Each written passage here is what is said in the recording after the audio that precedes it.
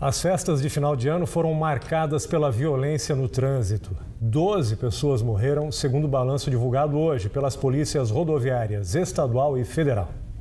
Os números referem-se ao período entre 23 de dezembro e 1º de janeiro. Somente no trecho do Vale do Paraíba foram registrados 45 acidentes. 60 pessoas ficaram feridas e 5 morreram. No ano passado, nenhuma morte foi registrada na Via Dutra nos feriados de Natal e Ano Novo. A Polícia Rodoviária Federal ainda multou quase 4.000 motoristas por excesso de velocidade. 10 também foram autuados por beber e dirigir. E 4 foram presos após o teste do bafômetro. Nas rodovias estaduais que cortam o Vale e o Litoral Norte, foram registrados 86 acidentes com vítimas. 7 pessoas morreram. Mais de 1.700 motoristas foram flagrados nos radares eletrônicos acima do limite de velocidade. E houve ainda 157 autuações por embriaguez ao volante. 419 multas também foram emitidas por ultrapassagem em local proibido. E mais um acidente foi registrado hoje à tarde na Serra da Rodovia Oswaldo Cruz. Ninguém se feriu, mas o trânsito ficou complicado. Foram 8 quilômetros de lentidão nos dois sentidos. O percurso entre Ubatuba e Taubaté levou mais de 4 horas. Esse caminhão que transportava água mineral vinha de Taubaté e seguia para o litoral. No trecho de Serra da Oswaldo, no quilômetro 80, o veículo apresentou problemas mecânicos. O condutor bateu no barranco e capotou, interditando as duas pistas. Chegamos logo em seguida que fomos acionados, juntamente com a equipe do pessoal do DR.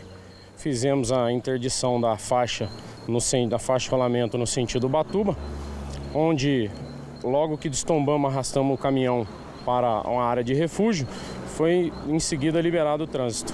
O condutor do veículo, Roberto Estevão, de 33 anos, fez o teste do bafômetro. Com resultado negativo, ele foi liberado.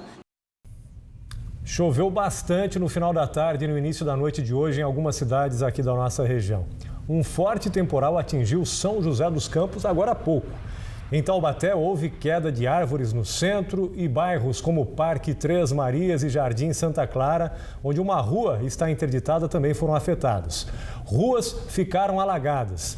Na Avenida 9 de Julho, na região central de Taubaté, o trânsito ficou prejudicado com os semáforos desligados. Moradores relataram também que os bairros Portal da Mantiqueira, Centro, Vila Aparecida, Jardim Mourisco e Jardim das Nações estão sem energia elétrica. No Parque Paduan e em Tremembé, teve registro de chuva de granizo. A EDP Bandeirante confirmou que parte da cidade está sem luz e que aumentou o número de equipes técnicas que estão trabalhando para normalizar o abastecimento nas regiões impactadas. E moradores de São José dos Campos registraram também ontem uma grande quantidade de raios e trovões que se formaram, principalmente na região central da cidade. O telespectador Jaime Souza mandou o vídeo para a gente desses raios e o fotógrafo Tião Martins também flagrou vários raios perto da Revap.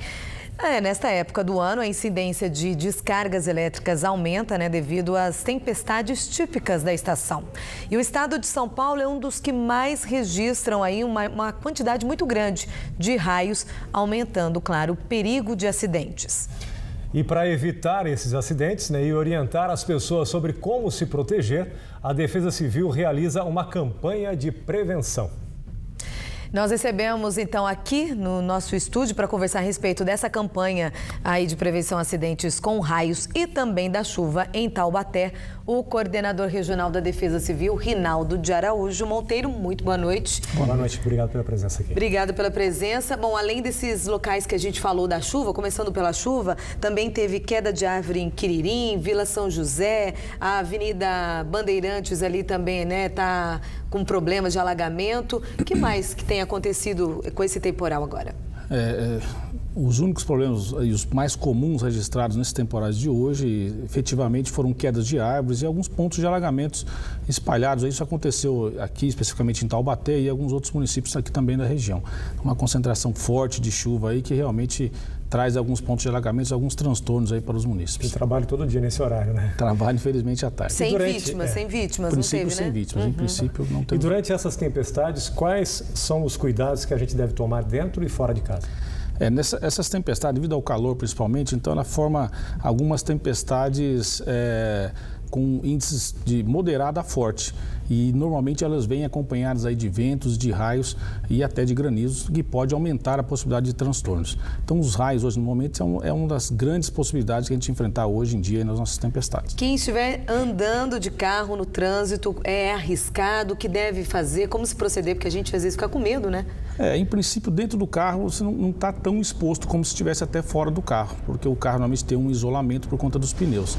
O ideal é até que se coloque o carro e entenda a possibilidade de entrar com o carro em um local abrigado, protegido, ainda melhor. Mas não é tão arriscado como se estivesse a pé, andando aí em local aberto. Agora em casa também, quando acontecem essas tempestades, a gente deve evitar falar o telefone, deve se afastar, desligar a televisão da tomada, como que é? É o ideal, principalmente equipamentos eletrônicos, né, para se evitar os danos aos equipamentos. O ideal é que se afaste de janelas, não utilizar telefone, exceto o celular, até é possível utilizar um telefone sem fio. Que não esteja conectado né? Sendo alimentado por energia. Tomar um choque também. Pode até se tomar um choque ou até receber alguma descarga. Então, isso é ideal realmente. Tá. Em relação à praia, que a gente vê agora, né? Muito movimento no litoral, campo aberto, que a gente tem também muitas áreas verdes aqui na região. Quais as orientações para essas pessoas que forem surpreendidas por raios? Teve até um acidente agora em Itanhaém, no último domingo. Uma Exatamente. mulher continua internada em estado grave.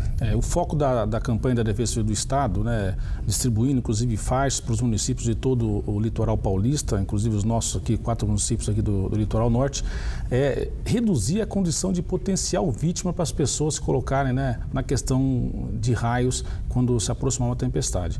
Então, choveu, realmente vê que nem precisa chover, antes mesmo da chuva, o tempo fechou, se afaste, saia da praia, se vê que está formando nuvens carregadas, vá para um local abrigado, não fique embaixo de árvores, embaixo de postes. O ideal é se afastar da praia e buscar um local abrigado. Dizem que até os quiosques, né, não são locais seguros para se proteger na praia de uma tempestade. Né? É melhor que se estiver em campo aberto na praia, né? Mas o quiosque também ele é um ponto, às vezes, destacado dentro da praia, quando estiver só ele bem isolado, também pode ser um ponto ali para descarga, mas é melhor do que se estar em local aberto na praia. O que não se deve fazer, não se deve cometer? Qual seria o principal erro nesses casos? Um erro principal, um erro muito grave, às vezes a pessoa se esconder embaixo do guarda-sol na praia. Isso é um erro muito grave, porque o guarda-sol ele é normalmente formado por uma sua haste de lâmina, de metal, e pode ser um atrativo aí para trazer o raio, como tivemos um acidente o ano passado. Exatamente. Com 4 pessoas da mesma família no litoral paulista. Tem aquele ditado que dizem que um raio não cai 2 vezes no mesmo lugar. Cai sim, né? Cai sim. Realmente o local alto que é aquele atrativo para o raio continua ali. Então, o ideal é se afastar desse local alto, postes, árvores, né, que também são outros atrativos. Para a gente encerrar rapidamente, uma pessoa que for atingida, o que a gente tem que fazer? O ideal, normalmente a gravidade do acidente com a pessoa com um raio é muito ampla. Então, o ideal é buscar o socorro emergencial, bombeiro e socorro emergencial médico. Tá certo. Nós agradecemos, então, a presença aqui do coordenador regional da Defesa Civil, Rinaldo de Araújo Monteiro. Muito obrigada. Bom trabalho para vocês agora à noite, né? Boa noite, obrigado. E a terça-feira foi mais um dia de sol e calor em toda a região. Amanhã o clima vai continuar típico da estação, com possibilidade de chover forte de novo no final do dia. Veja aí na previsão do tempo.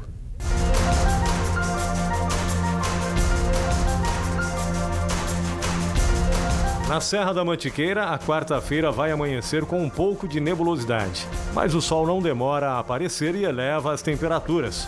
Em Campos do Jordão e Monteiro Lobato, os termômetros oscilam entre 13 e 23 graus e deve chover à tarde. No Vale do Paraíba, o clima fica quente e abafado.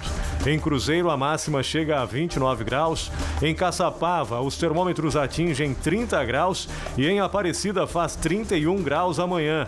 Podem ocorrer pancadas de chuva acompanhadas de raios e até queda de granizo.